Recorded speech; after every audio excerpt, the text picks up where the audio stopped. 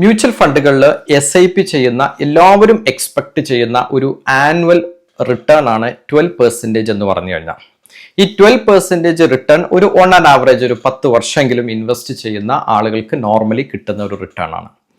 എന്നാൽ നമ്മൾ ചെയ്യുന്ന SIPയിൽ ചില മാറ്റങ്ങൾ വരുത്തണം. അതായത് എമൗണ്ടിൽ നമ്മൾ മാറ്റങ്ങൾ വരുത്തുന്നില്ല, ഇൻവെസ്റ്റ്മെന്റ് ചെയ്യുന്ന ഡ്യൂറേഷനിൽ അതിന്റെ പീരീഡിൽ നമ്മൾ മാറ്റങ്ങൾ വരുത്തുന്നില്ല. ബട്ട് നമ്മൾ ചെയ്യുന്ന സ്ട്രാറ്റജിയിൽ മാത്രം മാറ്റങ്ങൾ വരുത്തിക്കൊണ്ട് ഒരു സ്ട്രാറ്റജിക് SIP നമ്മൾ ഫോളോ ചെയ്ത് കഴിഞ്ഞാൽ നമുക്ക് ഈ കിട്ടുന്ന റിട്ടേണിന് ഒരു 2% മുതൽ 5% വരെ ഉയർത്തിക്കൊണ്ടുവരാൻ പറ്റും. അതാണ് ഈ വീഡിയോയിൽ ഞാൻ പറയാൻ പോകുന്ന, ഞാൻ അതിനെ സ്ട്രാറ്റജിക് SIP എന്ന് വിളിക്കുന്നു. അതായത് നമ്മൾ ഇൻവെസ്റ്റ്മെന്റ് എമൗണ്ടിൽ മാറ്റം വരുത്തുന്നില്ല, ഇൻവെസ്റ്റ്മെന്റ് ഡ്യൂറേഷനിൽ മാറ്റം വരുത്തുന്നില്ല. നമ്മുടെ ഫണ്ട്, നമ്മുടെ കയ്യിലുള്ള ഫണ്ടിൽ ചില മാറ്റങ്ങൾ നമ്മൾ വരുത്തിക്കൊണ്ട് നമ്മൾ ഇൻവെസ്റ്റ് ചെയ്തിട്ട് കൂടുതൽ റിട്ടേൺ നേടിയെടുക്കുന്നു എന്നുള്ളതാണ്.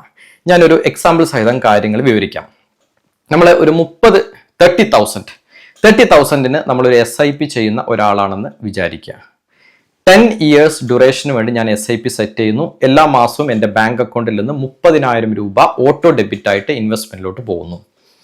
ഞാൻ 10,000 ഒരു ലാർജ് ക്യാപ് ഫണ്ടിൽ ഇൻവെസ്റ്റ് ചെയ്യുന്നു, ഒരു 10,000 മിഡ് ക്യാപ് ഫണ്ടിൽ ഇൻവെസ്റ്റ് ചെയ്യുന്നു.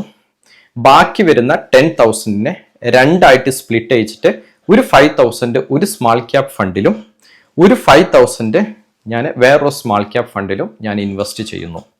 Total SIP 30,000 10 years. ഇത് കഴിയുമ്പോൾ നിങ്ങൾ ഇൻവെസ്റ്റ് ചെയ്തൊരു എമൗണ്ട് പ്ലസ് നിങ്ങളുടെ ലാഭം, പ്രോഫിറ്റ് എന്ന് പറയും. ആ കിട്ടുന്ന റിട്ടേൺ അല്ലെങ്കിൽ നിങ്ങളുടെ ലാഭം മാത്രം ഏകദേശം 12% റിട്ടേണിൽ എടുത്ത് നോക്കിയാൽ നമുക്കൊരു 31 lakhs എമൗണ്ട് വരും. ലാഭം മാത്രം, ഇൻവെസ്റ്റ് ചെയ്ത എമൗണ്ട് വേറെ കാണും.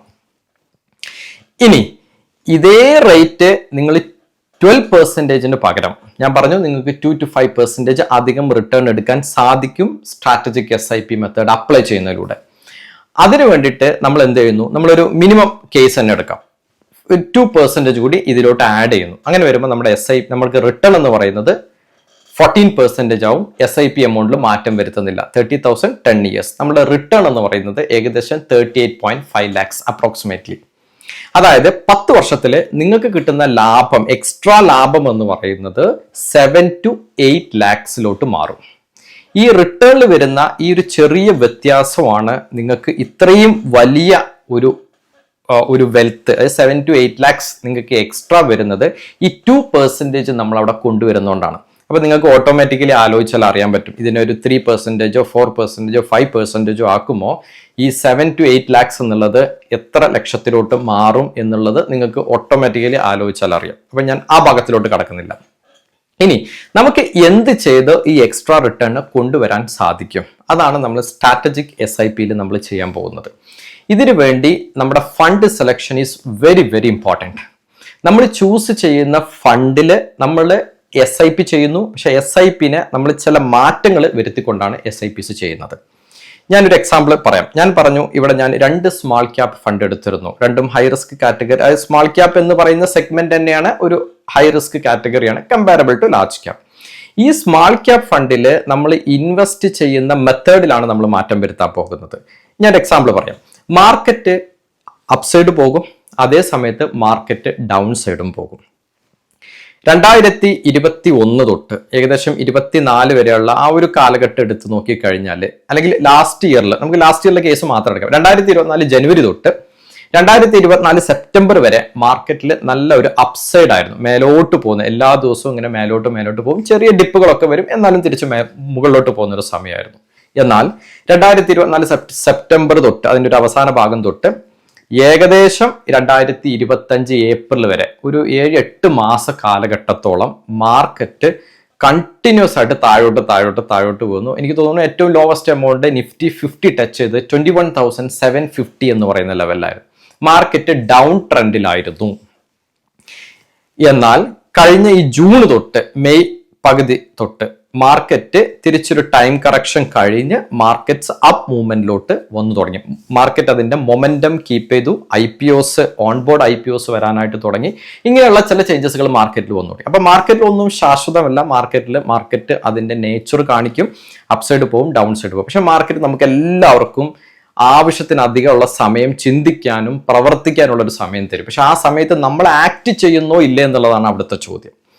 അപ്പോൾ മാർക്കറ്റ് റിവൈവ് ചെയ്ത് വരുന്നു. ഇപ്പൊ മാർക്കറ്റ് തിരിച്ചതിന്റെ മൊമെന്റം കീപ്പ് ചെയ്ത് മുന്നോട്ട് കുതിക്കാൻ ഇരിക്കുന്ന ഒരു സമയമാണ്.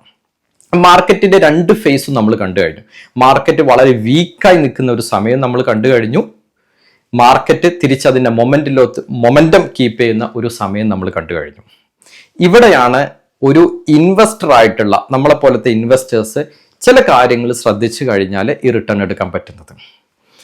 ഈ വീഡിയോയിൽ ഞാൻ പറയാൻ പോകുന്ന ഏറ്റവും പ്രധാനപ്പെട്ടിട്ടുള്ള മ്യൂച്വൽ ഫണ്ട് സെലക്ഷൻ ചെയ്ത് കഴിഞ്ഞാൽ ആ മ്യൂച്വൽ ഫണ്ടിനെ നമ്മൾ റിവ്യൂ ചെയ്യുന്ന സമയത്ത്, റീബാലൻസ് ചെയ്യുന്ന സമയത്ത്, അല്ലെങ്കിൽ ഇൻവെസ്റ്റ്മെന്റ് കണ്ടിന്യൂ ചെയ്തുകൊണ്ടിരിക്കുന്ന സമയത്ത് ചില കാര്യങ്ങൾ നമ്മൾ ശ്രദ്ധിക്കണം. അതിലുള്ള ഒരു കാര്യമാണ് പോർട്ട്ഫോളിയോയിൽ വരുന്ന down side and upside protection എന്ന് പറയുന്നത്. അതായത് ചില ഫണ്ടുകൾ മാർക്കറ്റ് വീഴുന്നതിനേക്കാൾ കൂടുതൽ വേഗത്തിൽ ആ ഫണ്ടുകൾ വീഴും. എന്നാൽ മാർക്കറ്റ് തിരിച്ചു കയറുമ്പോൾ മാർക്കറ്റ് കയറുന്നതിനേക്കാൾ വളരെ സ്പീഡിൽ ആ ഫണ്ടുകൾ കയറും. അങ്ങനെയുള്ള ഫണ്ടുകൾ ഇൻവെസ്റ്റ് ചെയ്യുന്നത് മൊമെന്റം ബേസ്ഡ് സ്റ്റോക്കുകളായിരിക്കും, അങ്ങനെയുള്ള മ്യൂച്വൽ ഫണ്ടുകൾ. എന്നാൽ ചില ഫണ്ടുകൾ മാർക്കറ്റ് വീഴുമ്പോൾ അത്ര സ്പീഡ് താഴോട്ട് വീഴില്ല, അല്ലെങ്കിൽ അതിനേക്കാൾ കുറവ് റേറ്റിൽ വീഴും. മാർക്കറ്റ് കയറുമ്പോഴും അവർ അത്ര സ്പീഡ് കയറില്ല, മെല്ലെ മെല്ലെ കയറുള്ളൂ. അങ്ങനെയുള്ള ഫണ്ടുകൾ ഇൻവെസ്റ്റ് ചെയ്യുന്നത് മോസ്റ്റ്ലി ഒരു വാല്യൂ ബേസ്ഡ് അപ്രോച്ച് ആയിരിക്കും, അല്ലെങ്കിൽ ബ്ലെൻഡഡ് അപ്രോച്ച് എന്ന് പറയും. അതായത് വാല്യൂ പ്ലസ് മൊമെന്റം അപ്രോച്ചിലായിരിക്കും അവർ കൂടുതലായിട്ട് ഇൻവെസ്റ്റ് ചെയ്യുന്നത്. എല്ലാം ഗ്രോത്ത് ഓറിയന്റഡ് ഫണ്ട് തന്നെയാണ്. സോ ഇവിടെ നമ്മൾ ഉപയോഗിക്കേണ്ട സ്ട്രാറ്റജി എന്താ? മാർക്കറ്റ് വീഴുമ്പോൾ കൂടുതൽ നമ്മൾ ഇൻവെസ്റ്റ് ചെയ്യേണ്ടത് മൊമെന്റം ബേസ്ഡ് ഫണ്ടുകളിലാണ്. എന്നാൽ മാർക്കറ്റ് മുകളിലോട്ട് പോകുന്ന സമയത്ത് ഈ മൊമെന്റം ബേസ്ഡ് ഫണ്ടുകൾ നമ്മൾ അന്ന് ചെയ്ത് വെച്ചിട്ടുള്ള ഇൻവെസ്റ്റ്മെന്റിന് നമുക്ക് റിട്ടേൺ തരുന്ന സമയമാണ് മൊമെന്റം ബേസ്ഡ് ഫണ്ടുകൾ. ആ ഫണ്ടുകളിലുള്ള അത് ബേസ് ചെയ്ത് വർക്ക് ചെയ്യുന്ന മ്യൂച്വൽ ഫണ്ടുകളിലെ ഇൻവെസ്റ്റ്മെന്റ് നമ്മൾ കുറക്കണം മാർക്കറ്റ് കയറുന്ന സമയത്ത്. എന്നാൽ മാർക്കറ്റ് കയറുന്ന സമയത്ത് നമ്മുടെ ഇൻവെസ്റ്റ്മെന്റ് വാല്യൂ ബേസ്ഡ് ഇൻവെസ്റ്റിംഗിലോട്ട് മാറ്റണം. അങ്ങനെ പറഞ്ഞാൽ ഞാൻ നേരത്തെ പറഞ്ഞ പോലെ നമ്മൾ 5000 SIP 2 സ്മാൾ ക്യാപ്പ് ഫണ്ടിൽ ചെയ്യുന്ന ഒരാളാണെങ്കിൽ മാർക്കറ്റ് വീഴുന്ന സമയത്ത് നമ്മൾ എന്ത് ചെയ്യും? ഒരു മ്യൂച്വൽ ഫണ്ടിലുള്ള SIPs നമ്മൾ ഒന്ന് കുറക്കും, 3000 ആക്കി മാറ്റും.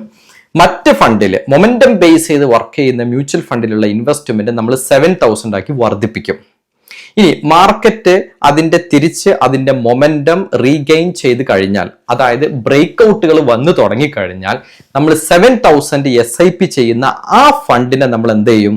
നമ്മൾ അതിന്റെ ഈ എമൗണ്ട് കുറച്ച് 3000 ആക്കുകയും ഈ വാല്യൂ ബേസ്ഡ് ഇൻവെസ്റ്റിംഗ് ചെയ്യുന്ന ഫണ്ടിലോട്ട് നമ്മൾ ആ ഫണ്ടിനെ സ്വിച്ച് ചെയ്യുകയും ചെയ്യുന്നു. ആക്ച്വലി നമ്മുടെ ഇൻവെസ്റ്റ്മെന്റ് സ്റ്റിൽ ഓൾവേസ് 10,000 ആണ്. 3000 പ്ലസ് 7000, അല്ലെങ്കിൽ ഇവിടെ 3000 പ്ലസ് ഇവിടെ 7000. നമ്മൾ ഇൻവെസ്റ്റ്മെന്റ് എമൗണ്ടിൽ മാറ്റം വരുത്തുന്നില്ല. പക്ഷേ നമ്മൾ ഏത് ഫണ്ടിൽ ഏതൊക്കെ സമയത്ത് കൂടുതൽ ഇൻവെസ്റ്റ് ചെയ്യണം എന്നുള്ളത് ആ ഫണ്ടിന്റെ ഇൻവെസ്റ്റ്മെന്റ് സ്ട്രാറ്റജി ബേസ് ചെയ്തിട്ട്, അല്ലെങ്കിൽ upside and down side protection മനസ്സിലാക്കിക്കൊണ്ട് നമ്മൾ ആ സമയത്ത് ഇൻവെസ്റ്റ്മെന്റിൽ മാറ്റങ്ങൾ വരുത്തും. അപ്പൊ ഈ മൊമെന്റം ബേസ്ഡ് ഫണ്ടുകൾ മാർക്കറ്റ് ഫാൾ ചെയ്യുന്ന സമയത്ത് ഏറ്റവും കൂടുതൽ ഫാൾ ചെയ്യുമ്പോൾ നമുക്ക് വളരെ കുറഞ്ഞ NAV കൂടുതൽ യൂണിറ്റ്സ് വാങ്ങിക്കാൻ പറ്റും.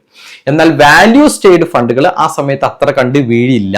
അതുകൊണ്ട് അവിടെ നമ്മൾ കൂടുതൽ ഇൻവെസ്റ്റ് ചെയ്യുന്നത് ലോജിക്കല്ല. കൂടുതൽ ആളുകൾ ചെയ്യുന്ന ഒരു കോമൺ മിസ്റ്റേക്ക് ആണ്, മാർക്കറ്റ് വീഴുന്നുണ്ട്, എൻ്റെ കയ്യിൽ 5 മ്യൂച്വൽ ഫണ്ട് ഉണ്ട്, സോ ഞാൻ 5 ഫണ്ടിലോട്ട് ഒരു 10,000 വെച്ചിട്ട് ഇൻവെസ്റ്റ് ചെയ്യുകയാണെന്ന് തീരുമാനിച്ച് നമ്മളെ കയ്യിലുള്ള 5 മ്യൂച്വൽ ഫണ്ടിലേക്കും 10,000 വെച്ചിട്ട് 50,000 ഇൻവെസ്റ്റ് ചെയ്യുന്നു. അത് പൂർണ്ണമായും തെറ്റാണ്. നമ്മൾ ആ മാർക്കറ്റിന്റെ സിറ്റുവേഷൻ, അല്ലെങ്കിൽ നമ്മൾ ഇൻവെസ്റ്റ് ചെയ്യുന്ന പോക്കറ്റ്സ് എന്ന് ഞാൻ പറഞ്ഞു കഴിഞ്ഞാൽ സ്മാൾ ക്യാപ്പ് ഇൻഡെക്സ് ആണോ, മിഡ് ക്യാപ്പ് ഇൻഡെക്സ് ആണോ, ലാർജ് ക്യാപ്പ് ഇൻഡെക്സ് ആണോ, അല്ലെങ്കിൽ സെക്ടോറൽ ഇൻഡെക്സ് ആണോ, ആ ഇൻഡെക്സിന്റെ വാല്യൂഷൻ നമ്മൾ മനസ്സിലാക്കണം. ആ ഇൻഡെക്സിന്റെ ഇൻവെസ്റ്റ്മെന്റ് സ്റ്റൈൽ, ഇൻവെസ്റ്റ്മെന്റ് സ്ട്രാറ്റജി മനസ്സിലാക്കി ഏതൊക്കെ പോക്കറ്റ്സിലാണോ നമുക്ക് ആവശ്യമുള്ള അല്ലെങ്കിൽ റിട്ടേൺ തരാൻ സാധിക്കുന്നത് അവിടെ മാത്രമേ നമ്മൾ ഇൻവെസ്റ്റ് ചെയ്യാൻ പാടുള്ളൂ. മാർക്കറ്റ് കറക്ഷൻ വന്നു എന്ന് വിചാരിച്ച് എല്ലാ മ്യൂച്വൽ ഫണ്ടിലും കയറി അങ്ങോട്ട് ഇൻവെസ്റ്റ് ചെയ്യരുത്. നിങ്ങൾ 50,000 ഇൻവെസ്റ്റ് ചെയ്യാൻ വിചാരിച്ചിട്ടുള്ള ഒരാളാണ് ഈ മാർക്കറ്റ് കറക്ഷനിലെങ്കിൽ, ഒരുപക്ഷെ നിങ്ങളുടെ കയ്യിൽ 5 ഫണ്ട് ഉള്ളൂ എങ്കിൽ നമ്മൾ ഒരുപക്ഷെ 2 ഫണ്ടിലായിരിക്കും നമ്മൾ ചെയ്യുക. അത് അതിന്റെ ഇൻവെസ്റ്റിംഗ് സ്റ്റൈൽ നമ്മൾ മനസ്സിലാക്കും, അതിന്റെ വാല്യൂഷൻ നമ്മൾ മനസ്സിലാക്കിയിട്ടായിരിക്കും ആ ഇൻവെസ്റ്റ്മെന്റ് ഏത് പോക്കറ്റ്സിൽ ചെയ്യണം, ഏത് സെക്ടറിൽ ചെയ്യണം അല്ലെങ്കിൽ ഏത് ഇൻഡിസസിൽ ചെയ്യണമെന്ന് തീരുമാനിക്കുന്നത്. അതുകൊണ്ട് മാർക്കറ്റ് വീണതുകൊണ്ട് കണ്ണും പൂട്ടി ഇൻവെസ്റ്റ് ചെയ്യാതിരിക്കുക. സ്ട്രാറ്റജീസ് മനസ്സിലാക്കുക, വാല്യൂഷൻ മനസ്സിലാക്കിയിട്ട് ആവശ്യമുള്ള പോക്കറ്റ്സിലായിരിക്കണം നമ്മൾ ഇൻവെസ്റ്റ് ചെയ്യുമ്പോഴാണ് മാർക്കറ്റ് തിരിച്ച് മൊമെന്റം കീപ്പ് ചെയ്യുമ്പോൾ സാധാരണ കിട്ടുന്ന റിട്ടേണിനേക്കാളും നിങ്ങൾക്ക് ഒരുപാട് അധികം റിട്ടേൺ എടുക്കാനായിട്ട് പറ്റും. അപ്പൊ ഇങ്ങനെയുള്ള കാര്യങ്ങളെല്ലാം ശ്രദ്ധിക്കുക. ഞാൻ ഒരു ചെറിയ എക്സാമ്പിൾ വെച്ചുകൊണ്ട് ഇത് എങ്ങനെയാണ് ഇതിൽ 2 കേസുകൾ വർക്ക് ചെയ്യുന്നതെന്നുള്ളത് ഞാൻ ലാപ്ടോപ്പിൽ കാണിച്ചു തരാം. നാളെ ആരും ഇത് കണ്ടുകൊണ്ട് കണ്ണും പൂട്ടി ഈ ഫണ്ടിൽ ആണ് ഇൻവെസ്റ്റ് ചെയ്യുന്നത് വിചാരിച്ച് അതിൽ ഇൻവെസ്റ്റ് ചെയ്യരുത്. കാരണം ഓരോരുത്തരുടെയും ഗോള് വ്യത്യാസമാണ്, ഓരോരുത്തർക്കും ഇൻവെസ്റ്റ്മെന്റിന്റെ സ്റ്റൈല് വ്യത്യാസമാണ്. ഇപ്പൊ ആ 2 ഫണ്ടിൽ ഇൻവെസ്റ്റ് ചെയ്തനുസരിച്ച് ബാക്കി ഫണ്ടിൽ എങ്ങനെയാന്നുള്ളത് നമുക്കറിയില്ല. അപ്പൊ ഞാൻ ഈ വീഡിയോയിൽ കാണിച്ചിരുന്നത് ആ ഇൻഫർമേഷൻ നിങ്ങളുടെ കയ്യിലോട്ട് എത്തിക്കുക എന്നുള്ള ഉദ്ദേശത്തിലാണ്. അതുകൊണ്ട് ആ വീഡിയോയിൽ കാണുന്ന ഫണ്ടുകൾ, അതിൽ നെയിം ചെയ്യുന്ന ഫണ്ടുകൾ just for your information and for educational purpose. It is not giving as any buy sell call recommendations. നാളെ പോയി വാങ്ങണമെന്നോ അല്ലെങ്കിൽ അത് പോയി വിൽക്കണമെന്നോ ഞാൻ പറയുന്നില്ല. എന്നാൽ ഈ കാര്യങ്ങൾ നമ്മൾ മനസ്സിലാക്കി നമ്മുടെ ഇൻവെസ്റ്റ്മെന്റ് അതിനനുസരിച്ചുള്ള മാറ്റങ്ങൾ വരുത്തി കഴിഞ്ഞാൽ നമ്മൾ വിചാരിക്കുന്നതിനേക്കാൾ കൂടുതൽ നമുക്ക് റിട്ടേൺ ആയിട്ട് നേടിയെടുക്കാനായിട്ട് പറ്റും. സോ നമുക്ക് സ്ക്രീനിൽ ഈ ഡീറ്റെയിൽസ് ഒന്ന് കണ്ടിട്ട് വരാം.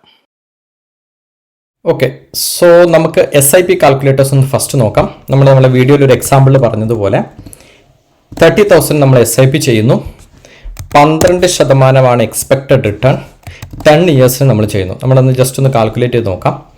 കാൽക്കുലേറ്റ് ബട്ടൺ ക്ലിക്ക് ചെയ്യുന്നു. നമുക്കറിയാം നമ്മൾ ഇൻവെസ്റ്റ് ചെയ്ത എമൗണ്ട് എന്ന് പറയുന്നത് 36 lakhs ആയിരിക്കും. നമുക്ക് ടോട്ടലായിട്ട് കിട്ടുന്നത് 67.2 lakhs 12% ആനുവൽ റിട്ടേൺ ബേസിസിലാണ്. അതിൽ 31 lakhs ആണ് 31.2 lakhs അപ്രോക്സിമേറ്റ്ലി നമുക്ക് കിട്ടുന്ന എമൗണ്ട്. 12% ആണ് നോർമലി ഒരു SIP ചെയ്യുമ്പോൾ നമുക്ക് കിട്ടുന്ന expected rate of annual return എന്ന് പറയുന്നത്. ഇനി ഞാൻ പറഞ്ഞു നമ്മൾ ഈ സ്ട്രാറ്റജിക് SIP അപ്ലൈ ചെയ്യുന്നു. അതായത് മാർക്കറ്റ് വീഴുന്ന സമയത്ത് നമ്മൾ ഒരു ഫണ്ടിൽ കൂടുതൽ ഇൻവെസ്റ്റ് ചെയ്യുന്നു, വേറെ ഫണ്ടിൽ നമ്മൾ കുറക്കുന്നു. മാർക്കറ്റ് കയറുമ്പോൾ നമ്മൾ ഇതിന്റെ റിവേഴ്സ് ലോജിക് അവിടെ അപ്ലൈ ചെയ്തു. ആ റിവേഴ്സ് ലോജിക് അപ്ലൈ ചെയ്യുന്ന കാരണം ഞാൻ പറഞ്ഞു നമുക്ക് 2 to 5% റിട്ടേൺ കിട്ടും. ഞാൻ 2% എടുക്കുന്നു. അപ്പോൾ 12 എന്നുള്ളത് 12% എന്നുള്ളത് ഇപ്പോൾ 14% റിട്ടേൺ ആക്കി മാറ്റുന്നു. ജസ്റ്റ് ഞാൻ ഏറ്റവും മിനിമം കേസ് എടുക്കുന്നു 14%. അപ്പോൾ ഏറ്റവും മിനിമം എടുത്തു കഴിഞ്ഞാൽ അതിന് മേലോട്ട് എന്ത് കിട്ടിയാലും നമുക്ക് ബോണസ് ആണല്ലോ. So let it calculates. ഇപ്പോൾ 14% എടുത്തപ്പോൾ നിങ്ങൾ നോക്കിയാൽ 31.2 lakhs എന്ന് ഏകദേശം 38.8 lakhs നിങ്ങളുടെ പ്രോഫിറ്റ് മാത്രമായിട്ട് മാറി. അതായത് ഇതിന്റെ അർത്ഥം എന്താ ഇങ്ങനെ ചെയ്യുമ്പോൾ? അതായത് നമുക്ക് 7.5 lakhs നമുക്ക് 10 years കൊണ്ട് അധികം കിട്ടി. ഈ 2% എക്സ്ട്രാ റേറ്റ് റിട്ടേൺ കിട്ടാൻ വേണ്ടിയിട്ട് നമ്മൾ ഓൾറെഡി ഉള്ള മ്യൂച്വൽ ഫണ്ടുകളിൽ നമ്മൾ വാല്യുവേഷൻ നോക്കി കണ്ടീഷൻസ് എല്ലാം നോക്കിയിട്ട് നമ്മൾ എവിടെയാണോ ആ സമയത്ത് SIP കൂട്ടേണ്ടത്, എവിടെയാണോ നമ്മൾ SIP കുറക്കേണ്ടതെന്നുള്ള ചില മാറ്റങ്ങൾ വരുത്തിയിട്ടാണ് നമ്മൾ ഈ 14% കൊണ്ടുവന്നത്. പക്ഷെ 2% കൂടിയപ്പോഴേക്കും നമ്മൾ റിട്ടേണിൽ എത്ര വ്യത്യാസം വന്നു? 7 to 8 lakhs വ്യത്യാസം വന്നു. ഇനി നമ്മൾ ഒരു റിയൽ പ്രാക്ടിക്കൽ എക്സാമ്പിളാണ് കാണാൻ പോകുന്നത്. ഫസ്റ്റ് നമ്മൾ 2 ഫണ്ടിൻ്റെ ഒരു കമ്പാരിസൺ നടത്തിയിട്ട് ഇത് ഏത് മാർക്കറ്റ് സാഹചര്യത്തിൽ നമ്മളിതിൽ ഏതിൽ കൂടുതൽ ഇൻവെസ്റ്റ് ചെയ്യണം, മാർക്കറ്റ് താഴോട്ട് വരുമ്പോൾ ഏതിൽ കൂടുതൽ ഇൻവെസ്റ്റ് ചെയ്യണം, ഏതിൽ കുറവ് ഇൻവെസ്റ്റ് ചെയ്യണം, മാർക്കറ്റ് മുകളിലോട്ട് പോകുന്ന സമയത്ത് ഏതിൽ കൂടുതൽ ഇൻവെസ്റ്റ് ചെയ്യണം, ഏതിൽ കുറവ് ഇൻവെസ്റ്റ് ചെയ്യണം. നമ്മൾ ഇൻവെസ്റ്റ് ചെയ്യുന്ന എമൗണ്ടിൽ വ്യത്യാസമില്ല. എപ്പോഴും നേരത്തെ പറഞ്ഞ പോലെ 10,000 ആണ്. പക്ഷെ നമ്മൾ 7,000 ആക്കും, ചിലപ്പോൾ 3,000 ആക്കും. അത് ഏതിൽ എപ്പോൾ എങ്ങനെ ചെയ്യണം അതാണ് നമ്മൾ പറയാൻ പോകുന്നത്. ഓക്കെ, സോ നമ്മൾ ഫസ്റ്റ് എടുക്കുന്ന fund Tata small cap example മാത്രമാണ്. ഈ ടാറ്റ സ്മാൾ ക്യാപ്പിന്റെ മാർക്കറ്റ് വോളറ്റിലിറ്റി മെഷേഴ്സ് അല്ലെങ്കിൽ ക്യാപ്ചർ റേഷ്യോ, ഡൗൺ സൈഡ് പ്രൊട്ടക്ഷനും അപ്പ് സൈഡ് പ്രൊട്ടക്ഷനും നമ്മളൊന്ന് മെഷർ ചെയ്യാൻ പോകണം. ഇവിടെ നോക്കണം, ഇതിൽ അപ്സൈഡ് കാറ്റഗറി പറയുന്നത് 82 ആണ്. കാറ്റഗറി പറയുന്നത് 82 ആണ്. അപ്പോൾ കാറ്റഗറി 82% മുകളിലോട്ട് പോയി എന്ന് വിചാരിക്കുക. 82.82%, let it taken as percentage. ഇപ്പോൾ 82% മുകളിലോട്ട് പോകുന്ന സമയത്ത് നമ്മുടെ ഇൻവെസ്റ്റ്മെൻറ്റും 82% പോകുന്നു. അതായത് അതിൻ്റെ അർത്ഥം മാർക്കറ്റിൻ്റെ അല്ലെങ്കിൽ നമ്മുടെ കാറ്റഗറി എത്രയാണോ പോകുന്നത് അതേ ലെവലിൽ ഇതും പോയിക്കൊണ്ടിരിക്കുന്നു. അല്ലെങ്കിൽ രണ്ടിൻ്റെയും ആ ഒരു റൈസ് ഒരേപോലെയാണ് എന്നർത്ഥം. എന്നാൽ മാർക്കറ്റ് അല്ലെങ്കിൽ കാറ്റഗറി, ഇതേ സ്മാൾ ക്യാപ് കാറ്റഗറിയിലെ മറ്റ് ഫണ്ടുകൾ 73%ഓളം ഫാൾ ചെയ്യുന്ന സമയത്ത് ടാറ്റ സ്മാൾ ക്യാപ്പ് ഫാൾ ചെയ്യുന്നത് വെറും 57% ആണ്. അപ്പൊ മറ്റ് ഫണ്ടുകളേക്കാൾ കുറവ് ഫാളാണ് ടാറ്റ സ്മാൾ ക്യാപ്പിൽ മാർക്കറ്റ് ഫാളിംഗ് കണ്ടീഷൻസിൽ സംഭവിച്ചു കൊണ്ടിരിക്കുന്നത് എന്ന് മനസ്സിലായി. അപ്പൊ മാർക്കറ്റ് ഫാൾ ചെയ്യുമ്പോൾ ഈ ഫണ്ട് അത്ര കണ്ട് ഫാള് ചെയ്യുന്നില്ല. അപ്പൊ ഫാള് ചെയ്യാത്ത ഫണ്ടിൽ നമ്മൾ എന്ത് ചെയ്യണം? ഇൻവെസ്റ്റ്മെന്റ് കുറക്കണം. മാർക്കറ്റ് ഫാളില് ഈ ഫണ്ടിന് ഫാള് കുറവാണ്, സോ ഇൻവെസ്റ്റ്മെന്റ് കുറക്കണം. നമ്മൾ മാർക്കറ്റ് ഫാള് ചെയ്യുന്ന സമയത്ത് ഇവിടെ നമ്മൾ 3000 SIP ചെയ്യുന്നു. SIP നമ്മൾ അഡ്ജസ്റ്റ് ചെയ്യുന്നു, കുറക്കുന്നു. ഇനി ഇതേ സമയം നമ്മൾ അടുത്ത ഫണ്ട് നമ്മൾ കോണ്ട് സ്മാൾ ക്യാപ് ഫണ്ട് നോക്കുന്നു. കോൺ സ്മാൾ ക്യാപ് ഫണ്ടിൽ ഇതേപോലെ നമ്മൾ ക്യാപ്ചർ റേഷ്യോനെ ഒന്ന് അനലൈസ് ചെയ്യുന്നു. ക്യാപ്ചർ റേഷ്യോ അനലൈസ് ചെയ്യുന്ന സമയത്ത് അറിയാം കാറ്റഗറി 82 ആണ് അപ്സൈഡ്. ആ സമയത്ത് കാറ്റഗറി 82 പോകുമ്പോൾ നമ്മുടെ ഫണ്ട് 93 പോകുന്നു. അത് കാറ്റഗറി പോകുന്നതിനേക്കാളും മുകളിൽ പോകുന്നു. ഇനി അതേസമയം മാർക്കറ്റിന്റെ ഡൗൺ സൈഡ് മൂവ്മെന്റ് പോകുമ്പോൾ 73 ആണ് കാറ്റഗറി വരുന്നത്. ആ സമയം നമ്മുടെ ഫണ്ട് 80% താഴെ പോകുന്നു. അപ്പൊ കാറ്റഗറി 73% താഴെ പോകുന്ന സമയത്ത് നമ്മുടെ കോണ്ട് സ്മാൾ ക്യാപ് ഫണ്ട് അതിനേക്കാൾ കൂടുതൽ താഴെ പോകുന്നു. അങ്ങനെ കൂടുതൽ താഴെ പോകുന്ന ഫണ്ടുകളിൽ നമ്മൾ കൂടുതൽ ഇൻവെസ്റ്റ് ചെയ്യണം. അപ്പൊ മാർക്കറ്റ് താഴെ ഒരു ബിയർ മാർക്കറ്റ് ആണ്, താഴോട്ട് പോകുന്ന ഒരു ട്രെൻഡിങ് മാർക്കറ്റ് ആണെങ്കിൽ കോണ്ട് സ്മാൾ ക്യാപ്പിൽ നമ്മൾ 7000 ഇൻവെസ്റ്റ് ചെയ്യും. ടാറ്റ സ്മാൾ ക്യാപ്പിൽ നമ്മൾ 3000 ഇൻവെസ്റ്റ് ചെയ്യും. കാരണം ടാറ്റ സ്മാൾ ക്യാപ്പിന്റെ ഫാള് കുറവാണ്. ഇനി മാർക്കറ്റ് തിരിച്ചു കയറുന്ന സമയത്ത് എന്ത് ചെയ്യും? കോൺ സ്മാൾ ക്യാപ് ഫണ്ട് പെട്ടെന്ന് കയറും. ആ സമയത്ത് നമ്മൾ അവിടെ കൂടുതൽ ഇൻവെസ്റ്റ് ചെയ്യരുത്. നമ്മൾ കൂടുതൽ വാല്യൂ കൊടുത്ത് കുറച്ച് NAV വാങ്ങിക്കുന്ന ഒരു അവസ്ഥയിലോട്ട് മാർക്കറ്റ് കയറുമ്പോൾ നമ്മൾ ഇൻവെസ്റ്റ് ചെയ്താൽ വരും. അതുകൊണ്ട് മാർക്കറ്റ് കയറുന്ന സമയത്ത് ഇൻവെസ്റ്റ്മെന്റ് നിർത്തണം എന്നല്ല പറഞ്ഞത്, പക്ഷെ അവിടുത്തെ ഈ എമൗണ്ട് നമ്മൾ 3000 ആക്കും കോൺ സ്മാൾ ക്യാപ്പിൽ മാർക്കറ്റ് കയറുന്ന സമയത്ത്. ഈ മാർക്കറ്റ് കയറുന്ന സമയത്ത് കയറ്റം കുറവുള്ളത് ആർക്കാണ്? Tata small cap. കാരണം ടാറ്റ സ്മാൾ ക്യാപ് 82 കയറുന്നുള്ളൂ. എന്നാൽ കോണ്ട് സ്മാൾ ക്യാപ് എത്ര കയറുന്നുണ്ട്? 93. അപ്പൊ കോൺ സ്മാൾ ക്യാപ്പിലുള്ള ഇൻവെസ്റ്റ്മെന്റ് കുറക്കും, ടാറ്റ സ്മാൾ ക്യാപ്പിലുള്ള ഇൻവെസ്റ്റ്മെന്റ് കൂട്ടും. അപ്പൊ എവിടെയാണോ മാർക്കറ്റ് കയറുന്ന സമയത്ത് ടാറ്റ സ്മാൾ ക്യാപ്പിന്റെ കയറ്റം കുറവാകുന്നുണ്ട്, അവിടെ കൂടുതൽ ഇൻവെസ്റ്റ് ചെയ്യും. കോണ്ട് സ്മാൾ ക്യാപ്പ് കയറുന്നത് 93 ആണ്, വളരെ സ്പീഡ് കയറുന്നുണ്ട്. അപ്പൊ അവിടെ പോയി ഇൻവെസ്റ്റ് ചെയ്യരുത്, അവിടെ നമ്മൾ ഇൻവെസ്റ്റ്മെന്റ് കുറക്കുന്നു. മാർക്കറ്റ് ഇടിയുന്ന സമയത്ത് ഇടിച്ചിൽ ആർക്കാണ് കൂടുതൽ? ഇവിടെ ടാറ്റ സ്മാൾ ക്യാപ് 57 ഉള്ളൂ, ഇടിച്ചിൽ ആർക്കാ കൂടുതൽ? ഇവിടെ 82 ഉണ്ട്. സോ ഇടിയുന്നത് കൂടുതൽ ആരാണ്? കോൺ സ്മാൾ ക്യാപ്പ് ആണ്. ഓഫ് കോഴ്സ് കോൺ സ്മാൾ ക്യാപ്പിലുള്ള ഇൻവെസ്റ്റ്മെന്റ് നമ്മൾ അവിടെ കൂട്ടുന്നു. ഇതുപോലെയുള്ള സ്ട്രാറ്റജീസ് നമ്മൾ മനസ്സിലാക്കണം. നാളെ പോയി ഒരു പോർഷൻ കോൺ സ്മാൾ ക്യാപ്പിലും ഒരു പോർഷൻ ടാറ്റ സ്മാൾ ക്യാപ്പിലും ഇൻവെസ്റ്റ് ചെയ്യരുത്. ഇതൊരു എക്സാമ്പിൾ എടുത്ത് ഇങ്ങനെയാണ് ക്യാപ്ചർ റേഷ്യോസ് വർക്ക് ചെയ്യുന്നത്. കോൺ സ്മാൾ ക്യാപ്പ് ഫോളോ ചെയ്യുന്നത് മൊമെന്റം ബേസ്ഡ് സ്ട്രാറ്റജീസ് ആണ്, അതിലുണ്ടാകുന്ന വൊളറ്റിലിറ്റി കൂടുതലാണ്. ടാറ്റ സ്മാൾ ക്യാപ്പ് ഫോളോ ചെയ്യുന്നത് ഒരു ഗ്രോത്ത്, വാല്യൂ, മൊമെന്റം ബ്ലെൻഡഡ് അപ്രോച്ചിലാണ് ചെയ്യുന്നത്. അതുകൊണ്ടാണ് ആ വൊളറ്റിലിറ്റി അവിടെ കുറയുന്നത്. സോ ഇങ്ങനത്തെ കുറെ കാര്യങ്ങൾ മനസ്സിലാക്കിയിട്ട് വേണം നമ്മുടെ പോർട്ട്ഫോളിയോയിലുള്ള ഈ രണ്ട് ഫണ്ടിന്റെ കേസിൽ മാത്രമല്ല പറഞ്ഞത്, ഇതിനേക്കാൾ ഏറ്റവും മികച്ച മ്യൂച്വൽ ഫണ്ടുകൾ നമുക്ക് നമ്മുടെ പോർട്ട്ഫോളിയോയിൽ കൊണ്ടുവരാൻ പറ്റും. പക്ഷെ ഇങ്ങനത്തെ കാര്യങ്ങൾ പഠിച്ച് മനസ്സിലാക്കി പോർട്ട്ഫോളിയോ കൃത്യസമയത്ത് വേണ്ട മാറ്റങ്ങൾ വരുത്തി കൊണ്ടുപോയാലാണ് ഞാൻ നേരത്തെ പറഞ്ഞ പോലെ ഈ 7-8 ലക്ഷം രൂപ നമുക്ക് അധികം റിട്ടേൺ എടുക്കാൻ പറ്റുന്നത്. സോ ഇങ്ങനത്തെ കാര്യങ്ങളൊക്കെ ശ്രദ്ധിക്കുക. ഓക്കെ, ഇങ്ങനത്തെ കാര്യങ്ങൾ ശ്രദ്ധിച്ചു കഴിഞ്ഞാൽ നമുക്ക് മാർക്കറ്റിനെ കുറച്ചും കൂടി വൈസായിട്ട് അപ്രോച്ച് ചെയ്യാൻ പറ്റും എന്നുള്ളതാണ് അതിന്റെ ഒരു ബ്യൂട്ടി എന്ന് പറയുന്നത്. സോ നമ്മൾ സ്ക്രീനിൽ കണ്ടതുപോലെ രണ്ട് മെയിൻ ഇൻഫറൻസ് ആണുള്ളത്. 2% SIPയിൽ വരുത്തുന്ന റിട്ടേൺ നിങ്ങൾക്ക് 7 ലക്ഷം രൂപ അധികം തരുന്നു. ആ 2% നമ്മൾ കൊണ്ടുവരാൻ വേണ്ടിയിട്ട് ഡൗൺ സൈഡ് പ്രൊട്ടക്ഷൻ ഇല്ലാത്ത ഫണ്ടുകൾ, എക്സാമ്പിൾ നമ്മൾ പറഞ്ഞ പോലെ കോണ്ട് സ്മാൾ ക്യാപ്പിൽ ഡൗൺ സൈഡ് പ്രൊട്ടക്ഷൻസ് വളരെ കുറവാണ്. അങ്ങനത്തെ ഫണ്ടുകൾ മാർക്കറ്റ് വീഴുന്ന സമയത്ത് ഞാൻ നേരത്തെ പറഞ്ഞ പോലെ 10,000 SIP ആണ് രണ്ട് സ്മാൾ ക്യാപ്പ് ഫണ്ടിൽ ചെയ്യുന്ന ഒരാളാണെങ്കിൽ കോൺ സ്മാൾ ക്യാപ്പിൽ മാർക്കറ്റ് വീഴുന്ന സമയത്ത് 7,000-ഉം ടാറ്റ സ്മാൾ ക്യാപ്പ് ഫണ്ടിൽ 3,000-ഉം മെയിൻറ്റെയിൻ ചെയ്യുക.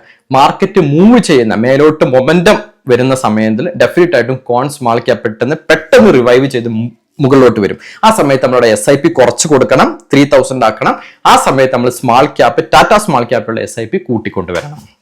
ഇവിടെ ഞാൻ ഈ എടുത്തിട്ടുള്ള ഈ 2 ഫണ്ടുകൾ Quant small cap, Tata small cap just ഒരു എക്സാമ്പിൾ പർപ്പസിന് വേണ്ടി മാത്രം, അല്ലെങ്കിൽ 2 രീതിയിലുള്ള ഇൻവെസ്റ്റ്മെന്റ് സ്ട്രാറ്റജി ഫോളോ ചെയ്യുന്ന 2 ഫണ്ടുകളാണ് എന്നുള്ളത് കൊണ്ട് മാത്രമാണ്. അല്ലാതെ നിങ്ങൾ നാളെ ഈ ഫണ്ടുകൾ പോയി ബൈ ചെയ്യാനോ സെല്ല് ചെയ്യാനോ നിൽക്കരുത്. കാരണം നിങ്ങളുടെ ഇൻവെസ്റ്റ്മെന്റ് ഒബ്ജക്റ്റീവ് വേറെ ആയിരിക്കാം, നിങ്ങളുടെ പ്രായം വേറെ ആയിരിക്കാം, നിങ്ങളുടെ ഗോൾസ് വേറെ ആയിരിക്കാം.